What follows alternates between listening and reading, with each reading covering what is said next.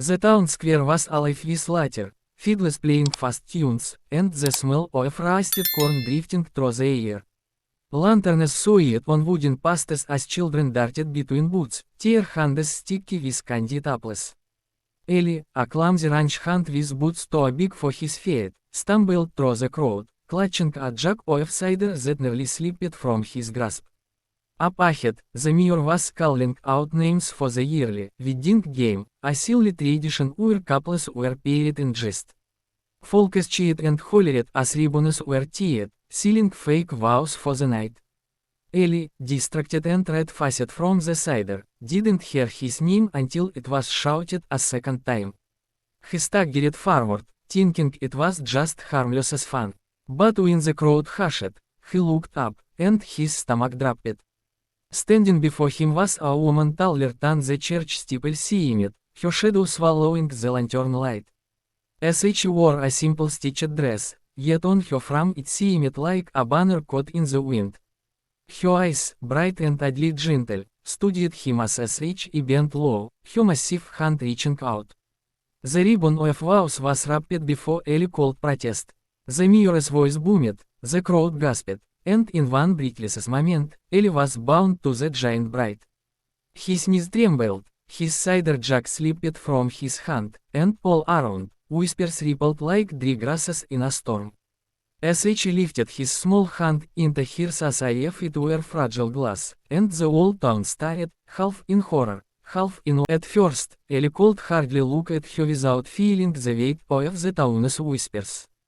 They walked, eyes followed, men smirking behind their pipes, women muttering with narrowed gazes, children tugging at their mother's skirts and pointing.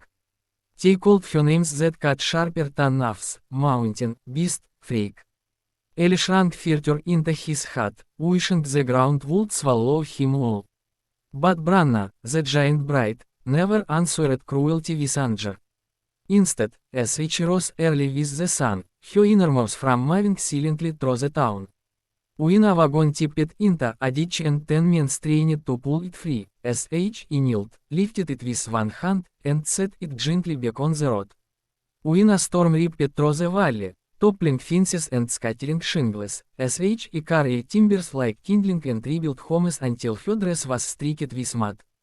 Children who once hid behind their mothers now followed her, wide-eyed, tugging at her dress and begging for stories. SH would sit by the wheel at dusk, her voice deep but warm, telling old folk tales as they leaned against her knees, Safi in her shadow. Slowly, the gossip began to change. The cruel smirks faded. Some nodded respectfully as SH passed, to pride kept them silent. Ellie, honest or ashamed to walk at her side, began to notice the shift. He saw how her eyes softened whenever a child pressed a flower into her palm, how her great hands worked carefully, as though afraid to break the world around her. In those moments, the fear in his heart tangled with something else, something he didn't yet have. The night came heavy with the smell of smoke and dust.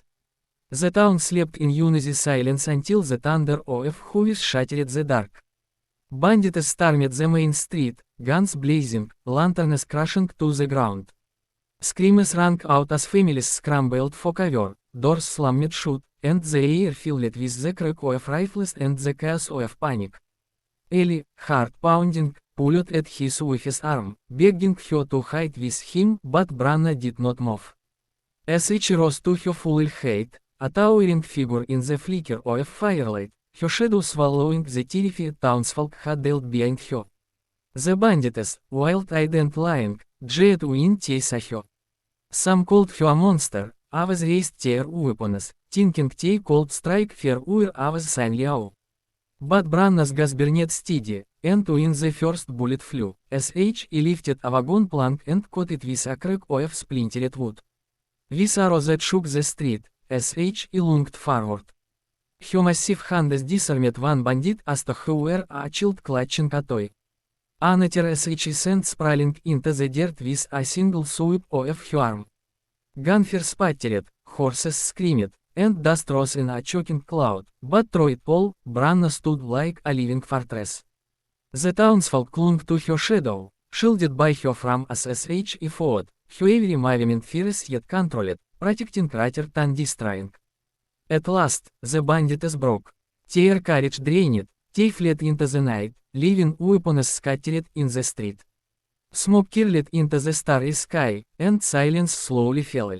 The people, trembling and wide-eyed, turned their gaze on the giant bride. No longer did they see a beast. No longer did they whisper of shame. Instead, they bowed their heads with reverence, their hearts filled with gratitude. Elai stepped forward, chest rising with pride for the first time since that fateful day at the festival. He placed his hand against hers, small, but steady, and spoke loudly enough for all to hear, "This is my wife." And in that moment, the town was not shocked by her size, nor her strength, but by the love and courage that made her greater than any of the